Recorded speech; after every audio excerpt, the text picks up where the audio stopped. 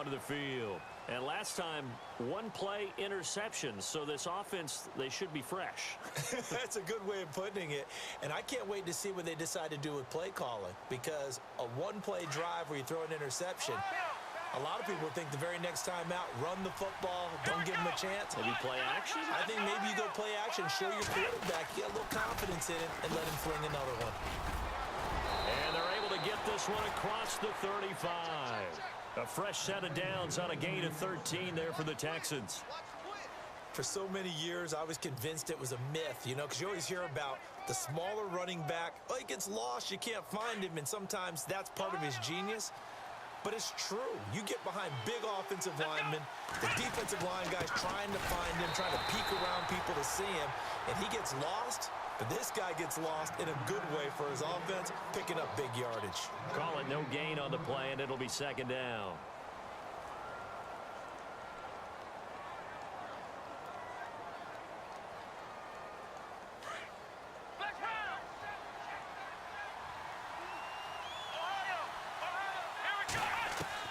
Here's Watson now on second down. Flushed out right. And Miller with it over the middle. And he's taken down, but not before he gets this into enemy territory across the 40.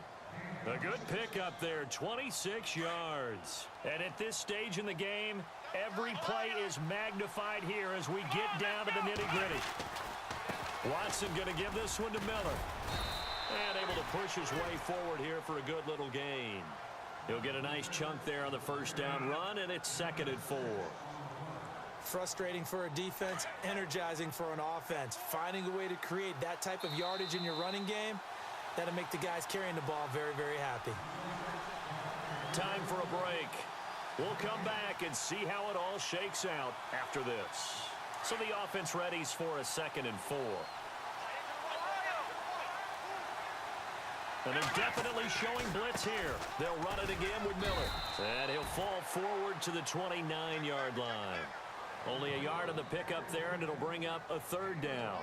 I like it. I like the call. Still an opportunity to run the football and chew up a little more time off the clock.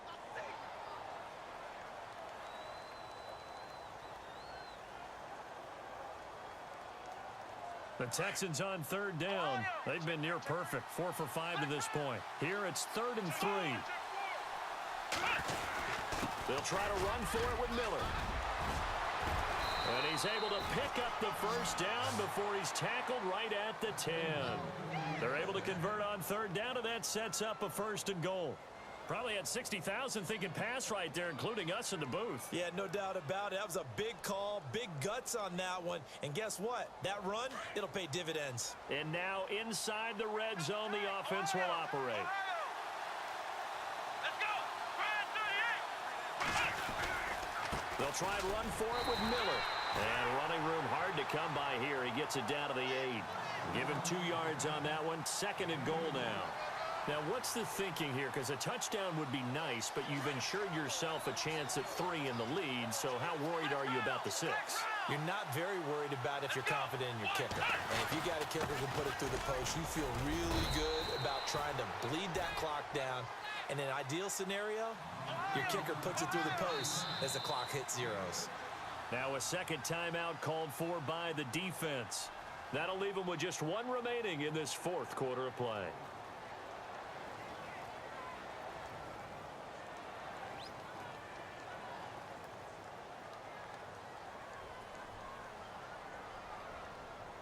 And this offense on 3rd down today, they have been superb. 5 for 6 to this point. This is 3rd and goal. They'll try to punch it in with Miller.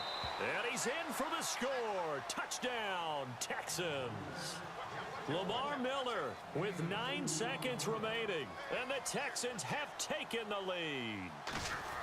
And that score in this time frame, that's like a big reveal at the end of a great movie, isn't it? Out of nowhere, almost, it appears. They get it done. How about that score? Finishes like this is why we love sports. This is why we love the game of football. So glad that we got to be here to watch this one. This is fielded a couple yards deep. And with time a factor here late, he'll just take a knee, and they'll start things out at the 25. Here are the Falcons as their offense heads back onto the field. Critical condition here, obviously. Got to hope to get something quick right and then maybe take that shot deep. And once they do take the big shot, you've got to worry on defense. Of course, no one getting behind the defense and make it an easy throw. But nowadays, it's not just the ball being tipped in the air and people in the end zone in a cluster. It's that guy that's short of the end zone who comes up and ends up making the play because he goes unguarded. So there's a lot to think about if you're playing defense in this situation. We'll see if they can cover all their bases.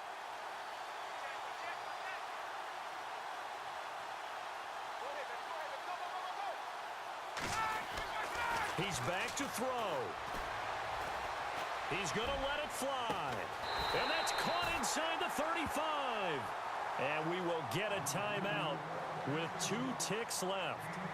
And at this stage, down in the second half, looks like they just wanted to find a way to get it in the hands of their playmaker, and they did. I think you're exactly right. I don't think the coordinator's looking at his play sheet and trying to figure out which play will work well. He's trying to figure out how to get the ball to the playmaker that you just described. Looking down at that sheet, you find people plays, not necessarily X's and O's, and that's exactly what they did there.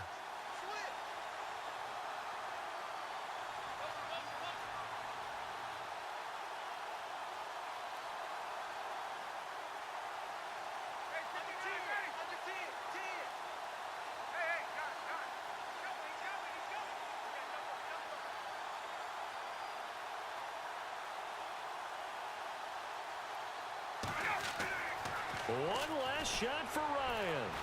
Now a desperation throw deep downfield. And this is incomplete. So no miracles here on the final play. And this ball game is over.